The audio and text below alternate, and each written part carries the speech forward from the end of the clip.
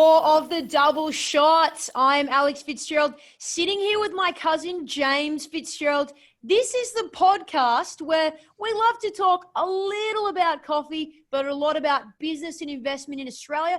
Okay, with a bias towards property and a lean towards the millennial perspective, of course, because I've got a Michael Bublé, aka a double, aka a double shot in my hands, and my Nike Air Force Ones on, because you seem to be still rocking the full kit and collar. Does it help you with your efficiency in the office? I always dress for business, and yes, good morning. I've got my lovely Janet's hooked me up with a double shot flat white.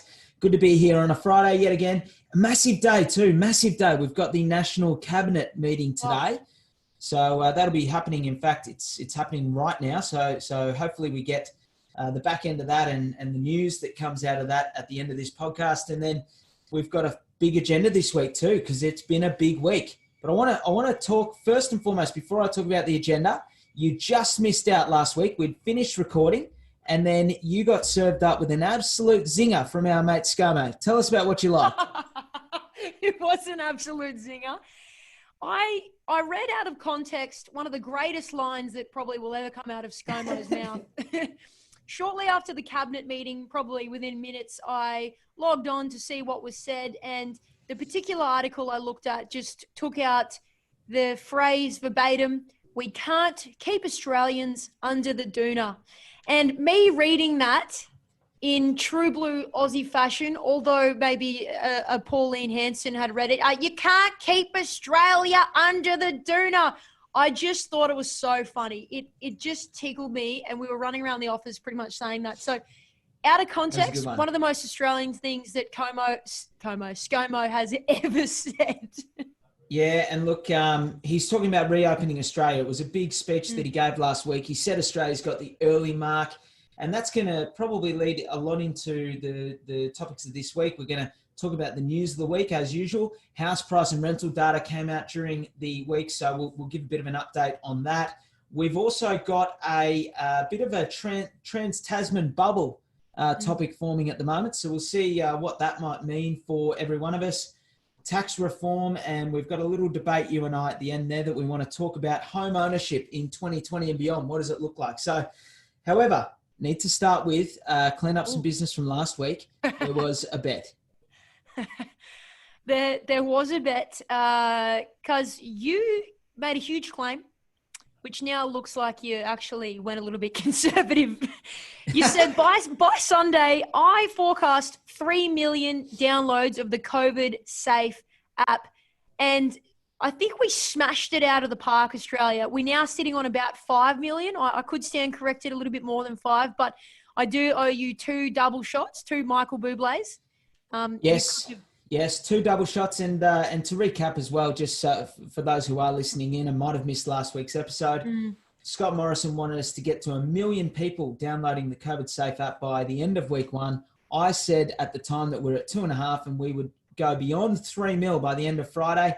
And lo and behold, he says 3.5 million downloaded it by Sunday. In fact, I think it was by Saturday. So that was big news. And it sort of led to, I think, probably the biggest news, equal biggest news of the week is this Trans-Tasman border bubble that they're talking about.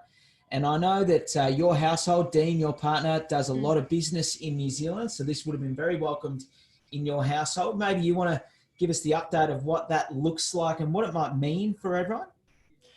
I mean, what we've seen here this week is ScoMo and Jacinta Ardern, PM of New Zealand, coming together and agreeing on the free travel between Australia and New Zealand. So now it's really just a matter of when. But essentially... Just to clarify, that's not free as in no airfare. That is no quarantine free travel. Quarantine free travel. I should say... free wasn't the right way to put it, but we can freely travel between the two countries without isolating. So that's been referred to now as a Trans-Tasman travel bubble. Australia and New Zealand, of course, been very close for years. We've actually had a Trans-Tasman agreement of sorts for the last 40 years or so. But now, particularly when a lot of borders are closed, a lot of restrictions are placed, Australia and New Zealand obviously feel like even though they might open up the borders, spit it out, spit it. So look, yeah, I hear what you're saying. I'm going to help you out here. They, Australia and New Zealand both got very low. I've spilt me coffee. Sorry, I got my Michael Bublé's gone all over the floor. Oh, you're in all sorts. Hey, look, it is big news, and just to recap there, because I want to move on, but the Trans-Tasman bubble, basically Australia and New Zealand have done the best of all the developed Western countries in terms of containing the COVID-19. We've got very few live cases, very few new cases. And the theory is basically if both countries can close down their borders and make people quarantine for 14 days when they come into the borders, it should allow Australia and New Zealand to be able to travel between themselves without the need to quarantine, which would be great. We'd be able to do some tourism into New Zealand and vice versa at the end of the year and throughout. And they're saying speculation is that by July, we could be able to go over to New Zealand without the need to quarantine. So very interesting, given that that would line up with the start of ski season. So moving on though. Because front page news this week on multiple newspapers, let's get 1 million jobs back. Actually quite positive news for once, considering headline there. But obviously this is... Josh Frydenberg said that, or was it Scott Morrison? It was one of them. Well, what is this? I mean, in fact, probably both. Yeah. Yeah, it was huge. Want to be a millionaire? Look, someone said it, and they're important. They're important enough for the AFR and the Age to both run the exact same headline for the exact same day, which was Wednesday this week. But very positive, and of course, this is very important to our economy herein. And just to go through some numbers of the reforms and incentives that we've dished out during COVID. ScoMo came out and said 1.5 million people are getting Job Seeker as at today.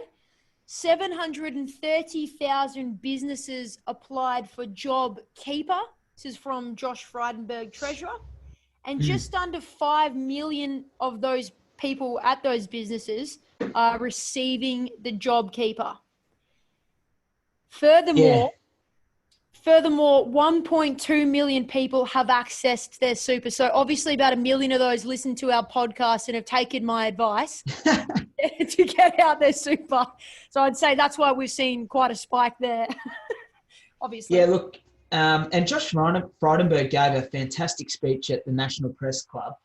And the thing that I found very interesting, and I didn't know this, is that our debt to GDP ratio is 20%. Or prior to COVID-19 was 20%. Put that in perspective, that's 1/4 the amount of debt relevant to how much money comes into our country of the US and UK, and 1/7 of Japan. So going into COVID-19, we were extremely strong as a national economy, as a government from a financial point of view. So that's why we've had one of the most aggressive stimulus responses, but also at the same time coupled with probably one of the best responses from a health point of view. Like it's hardly made a dent in our healthcare system compared to what other countries have experienced. And that's not to downplay the significance of it, but just to say that relative, we've done so well. So, I think that's such a silver lining out of all of this. And the quote that I will sort of leave on that I really liked of what he said was, he said, capital is mobile. So we need to be attractive. And he was talking about that in the context of tax reform, which I know you're pretty hot on the collar about. So I guess, what do you think that means for us? I mean, it's a good question, because everything seems to be on the table right now. We're talking about GST, abolishing stamp duty, bringing down company tax. Australia, we've got some of the highest company tax in the freaking world. I was looking at the G20 today, actually, and in the G20, so the 20 biggest economies in the world, we sit at about number 5.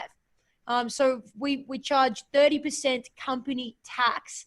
Now, they've just dropped that to 25% during COVID. But I mean, comparably, the US is and these numbers could be a little bit outdated, but 21%. I think you were saying, Cuz, that Trump's brought that down maybe since COVID as well to 15. Is that right? Yeah, so I think they were 27 and a half. I mean, they've got a slightly different tax system. They do state and federal company taxes, whereas we just pay our company taxes to the federal government. But yeah, I think we're at about 30%, maybe 27 at the moment during COVID. So we'd be 8 or 9% above the US. And I think we're the second highest according to what Josh Frydenberg was saying. We're the second highest in the OECD of all developed countries. So it just means that when you're competing for offshore investment and people wanting to expand their businesses, naturally, if you've got a lower tax rate, they're going to employ more people within your country. So it's got to be something that they look at. Obviously, we're going to say, well, how are we going to pay for all this stimulus? So the popular reaction is going to be, well, how can you drop taxes if you've gone and put on all this debt? I don't know what it means other than to say that the US dropped their tax rate significantly in the last 12 months and have had probably since Trump got elected, so almost 3 years ago, in fact. Have had probably one of the biggest booms in their history. And New Zealand, an example closer to home, they put their GST up from 10% to 15% about 4 years ago and had a similar run of economic growth. So I'm personally for it. We should all get behind tax reform in some capacity. It's just going to mean that we're going to have a stronger economy on the other side of this thing. Josh Frydenberg did say that we would not look to change the GST, thank God. But they have passed through Parliament $300 billion of tax reforms. And obviously they've got to look to increase infrastructure, skills, education, and I love this word, deregulation, and of course, industrial relations. So it's all stimulus. And because I don't want to forget to highlight this, but front page, thanks for the bell. Front page of today's paper, that AFR, great, bloody good news. Record trade surplus to cushion fall. So we've done a record month. What is it for the month of, was it March? March results were forecast to be 6.4 billion surplus. So this is the trade surplus with iron ore, gold, coal, and other exports. Reopening China could cushion. Oh yeah, there we go. So anyway, we were forecasting 6.4 and we did a record 10.6. Sorry, I chopped and changed that a little bit. I was sort of reading the article as I was going, but that's all right. But how bloody good's that? It's fresh off the press. Look, it is. And I think the most encouraging news of the week for property investors was the house price data that came out. We had 0.3 to 0.4% gains in every capital city except Melbourne. And across the last 12 months, to put it in a bit of perspective, Sydney median house price is up 15.8% over the last 12 months and 3.2% in the last 3 months. Melbourne up 12.8% and 1.3% for the last 12 months and quarter respectively. And Brisbane up 4.2% in the last 12 months and 1.6% over the last quarter. So house prices are doing quite well. And the reason for that is we've got record low listings. Our listings are down 40% year on year, which is crazy. So no one's selling. And at the same time, we've got, obviously we've talked about in recent webinars and podcasts, we've just got such cheap interest rates at the moment. So, whatever reduction in demand or sentiment there is, it's more than offset by the fact that we've got a big spike in the negative in terms of how many properties are being taken to the market. Rental data. I want to throw to you on this because I know you have previously been a Airbnb rental mogul. Yeah, entrepreneur. all over the media this week was a surge in rental listings, but you've broken down the data. You've looked at the data, and what does it say? Well, when you said to me, there's been a large uptake in rental properties coming online, I said to you, well, what are they? Are they apartments or are they houses? And actually I was talking to someone externally about this and they said, oh, it's so bad. Properties, in the city, no one can lease apartments. I said, yeah, but hang on. A lot of these apartments should not be bundled with houses because they were Airbnb listings. Nobody's traveling right now. There is no tourism. So yes, of course, we're going to get an onslaught of new listings. And so furthermore, I mean, Airbnb is basically non-existent right now, and people are looking for a return on their money in some capacity. So it's always worth highlighting. We can't talk generally here about listings increasing. We've got to look further, dig deeper. Are they houses? Are they apartments? What are they? And I'm bloody glad I'm out of the Airbnb game. I was going to say, I think SQM put some data in the Financial Review this week, talked about how Sydney rental listings were up 15%, Hobart 41%, and Melbourne 14%, while Brisbane was down 3%. So I think that says to me that the short term, whether it's holiday listings or serviced apartments, are finding their way into the more permanent rental pool. Yes, and can I also just say something? We have not had foreign students in Australia, and they take up a lot of inner city apartment rentals, right? They do. So that's also a big key factor here. So it's material. Yeah, it's not a direct reflection. Two different things happening, I think, particularly on rentals. I think the inner city is feeling it. Unit rents are down 1%.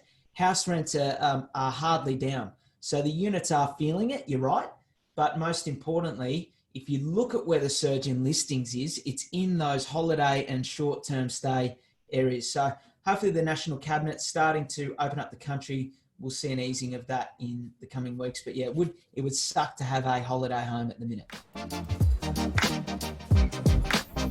All right, hot off the press, we have just come back from our extended lunch break. We took a little break, didn't we? Because as we were wrapping up that last segment, one of the guys has knocked on the door, told us that Scott Morrison's about to go live, and he's done his press conference, and we have, hot off the press, the 3-phase plan to reopen Australia.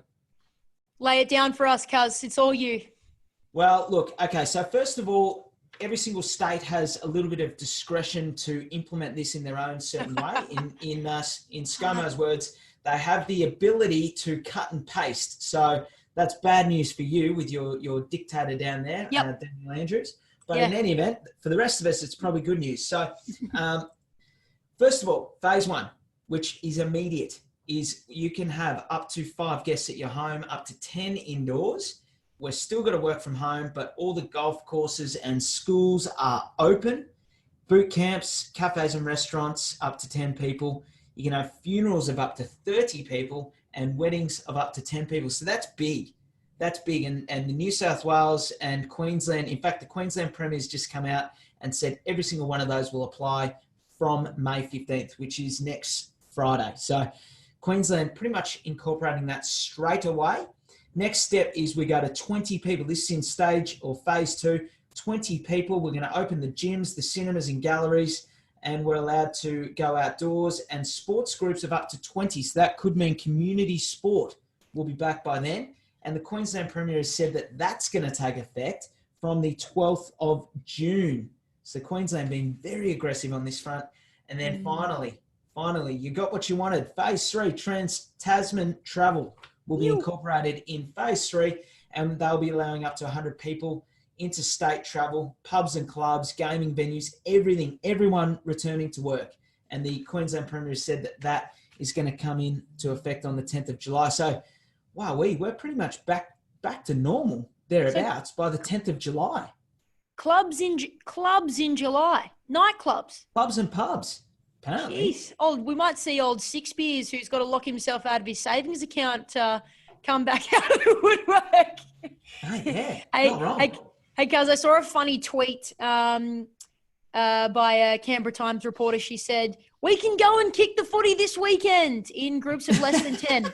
In groups of less than 10, but do not kiss the footy and wash your hands." So I don't know who's kissing footy, so maybe it'll help you put it through the goals. But that's certainly the case. You can kick the footy with your mates, but just do not kiss the footy. Look, I think that's huge. I mean, gyms opening by the in Queensland at least, the 12th of June. Daniel Andrews has come out and said he's not going to make any decisions until Monday. So you guys, there's no changes. He's just going to sit on it, think about it over Mother's Day lunch with his mum, and maybe get some advice. I don't know. But look, hopefully for you guys, He better not be seeing his mum on Sunday. He better not be. That'd be a little bit You're allowed to see two people, counterproductive. aren't you? You're allowed to see I two don't people. know. Yeah, well, Anyway, maybe. I don't know. But so 850,000 jobs restored, which is the number one thing out of that. So, and I love this quote. He said, "Every Australian matters." This is Scott Morrison. Every Australian matters. Every life, every job, every future. So talking about the kids at school there. So you'll be seeing a lot of very relieved parents, I reckon, today at knockoff drinks for the school staff. That's it. Look, all I've got to say is hashtag COVID comeback. Yeah, well, that's I'm even surprised by that. I think that's more aggressive than even I thought it would be. All right, cuz, this leads us into the question of the week, and it perfectly accompanies an article that was released this week. Why levels of home ownership have peaked? Oh, this grinds my gears. I get asked all the time, is it harder to own your own home today than it was 40 years ago? Because there's all this jargon of fear and nonsense and hogwash, quite frankly, about just... Hogwash. Hogwash. You like hogwash, just about unaffordability for young people. So yes, there is an element of that. But let's just talk about the numbers, because numbers do not lie, and that is really how we can get the best taste of what we're talking about. There's only truth in numbers. Correct. Thank you. That's right. So throwing back to 2001, right? In 2001, 66% of Australians owned their own home, right? So own your own home is owning it with a mortgage or owning it outright. Okay. And this is census data, yeah?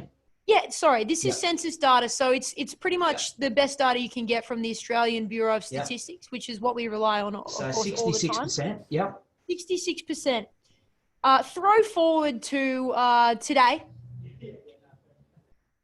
65.5% of Aussies own their own home. So it's 0.5% less than 19 years ago. So this fallacy of people not being able to own and all that, the numbers do not suggest that. I will note, however, in 2001, 39% of Aussies owned their own home outright, so no mortgage. Today, that's 31%. Okay, so there's about a 7.7% difference there. But, they're probably tracking to own their home outright. The biggest difference we've seen is that in 2001, 8.9% of Australians lived in a semi-detached. So this is like a townhouse type product. It's not necessarily a unit. It's a sort of semi-detached. It's not a house. So that was 8.9%. Today, that is 12.7%. So we're seeing about 4%-ish more people living in that kind of product. Do you know I live in a townhouse actually, so not quite don't want to live in my own house, don't want to live in an apartment. So it's very appealing. And I think we're seeing a lot of developments head towards that direction as well. I mean, I think there's no doubt that the house price, so the price of the house has gone up considerably over the last 10 years, 50 years, whatever the case may be. The median house price has more than doubled every 10-year period for the last 50 plus years. What is also clear is that the average size of a block of land in the 1980s was 1,000 square metres. Today, the average size of a block of land in Australia is 395 square metres. So that would hold true that the type of housing, which is what I guess you're saying, is changing. Home ownership, though, is it changing? Your numbers there would suggest hardly. More people owning with a mortgage, I guess. I shared that same article on my LinkedIn. I said, I'm not sure I agree with it, but I thought it was an interesting opinion. She was talking about how the younger generation, aged 25 to 55, she reckons as low as 50% of them will own their home by 2040. I'm not sure what she's basing it off. She seemed to be alluding to the total price, but, we talked about this in our webinar a couple of weeks ago, where we said, this is something that a lot of people forget, is we've come from interest rates of 7.79% in 2010 was the interest rate back then. Today, 2.5%. What does that mean? Well, it means that 37% of your pay packet went to paying the mortgage in 2010. Today, it's about 14% at the best. So the proportion when it comes to affordability that you've got to put into the mortgage has significantly changed. I don't reckon that's changing in the next 10 years. I think interest rates are going to be sub 5% for the next 10 years. So that was where really does it leave it? really well unpacked by you, Cuz, because it's important to note, just because the house prices are higher doesn't mean it's less affordable. It's actually more affordable than ever. I just want I to mean, really... it's inevitable. Every other developed country lives in denser housing than we do. It's where it goes eventually. As population increases, you have to get used to living in a smaller space. That's, we're going to resist that all the time. That's going to be resisted for the next 50 years as we get smaller and smaller. What do you think, though, it will look like in 2040? So I guess now pivoting slightly, if she says 50% by 2040, Yeah. I guess, do you agree, disagree, and what do you think the future of housing would look like? Oh, well, bloody what, what's this based on? I'd love to know that for starters. But I mean, we are going to see smaller blocks of land to increase density. You and I have seen blocks of land as small as 80 square meters in other countries, mind you, in the US, when we go over to our conference every year and discover the future of housing. We've seen architecturally designed homes that are as big as like 130 square meters, but built in such a way where it feels big. And that's over 2 stories, by the way, on your 80 square meter block. So really interesting stuff. We're going to see higher density. But you know what else is interesting? I was thinking about this week, because with all this working from home stuff, I have to wonder if, and maybe I'm creating this amazing business opportunity myself, but I have to wonder if a lot of companies are going to realize that having staff working from home works. They can possibly do it, and maybe even giving staff an allowance to have their own office at home and all that jazz, trick themselves out. It'll be much less overheads for the businesses. And then possibly, if young people buy their own home and have one of their spare rooms as their working from home office, and the business is giving them, an incentive or something, they can use it to pay down their mortgage. I think that's something pretty interesting too. I just came up with it. I think it's a great idea. I pose this question to you: what if, rather than saying that Australia has little chance of sustaining current home ownership levels and forecasting that only 50% of households within the age of 25 to 55 will own their home by 2040, what if it's that 50% of households choose to own their home? So it's got nothing to do with whether they can or not. But what if, because of the way that the economy looks post COVID-19, or just looks in the future with a bit more of a gig economy, bit less likely to keep a job for 10, 15, 20 years, what if we choose to live in rental accommodation? And, I would use the example of a couple of our clients who have jobs that, necessitate them to move from time to time, and they choose not to put down roots for 5, 10 years because of the stamp duty costs and otherwise, where they just like to have the flexibility of being able to move. What if it's not because of choice? You're exactly right. What if it isn't because of choice?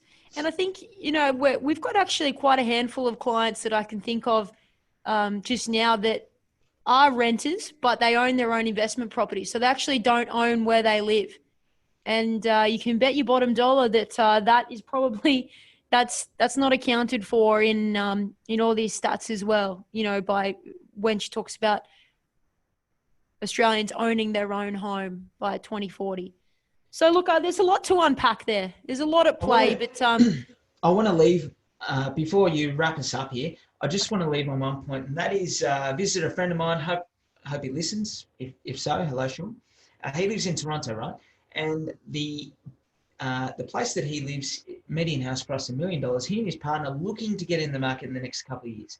They are accustomed to and have been almost conditioned that they need to buy a home for $1 million, spend 100 grand to 200 grand converting an older terrace home into a dual occupancy, that they can rent out a 2-bedroom self-contained part of the home and then have another couple of bedrooms for themselves, and use that as a way to afford to hold the property in the first period of which they own it. And I think that is the way of the future. I think that is that's where a lot of those bigger cities have gone. We're already seeing that product here. You could cite a number of examples where, we've got some estates that we work in at the moment where you can buy a house for $600,000. You're, if you borrow 90% on that 600,000, you're probably got an interest rate of 3% at the moment. So I think your interest would be about $300 a week. That $600,000 house has a self-contained unit that rents for $300 a week, plus another 3-bedroom dwelling.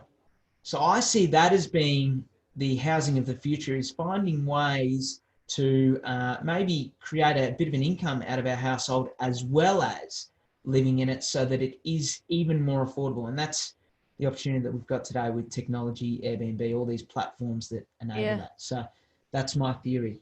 So not only is the affordability percentage a lot better today, just, comparably speaking to, 10, 20, 30 years ago, but with these new things, it's literally more affordable than ever. Very interesting stuff. And I love that. Game-changing stuff, cuz. Well, guys, if you're enjoying this podcast, please tell your friends.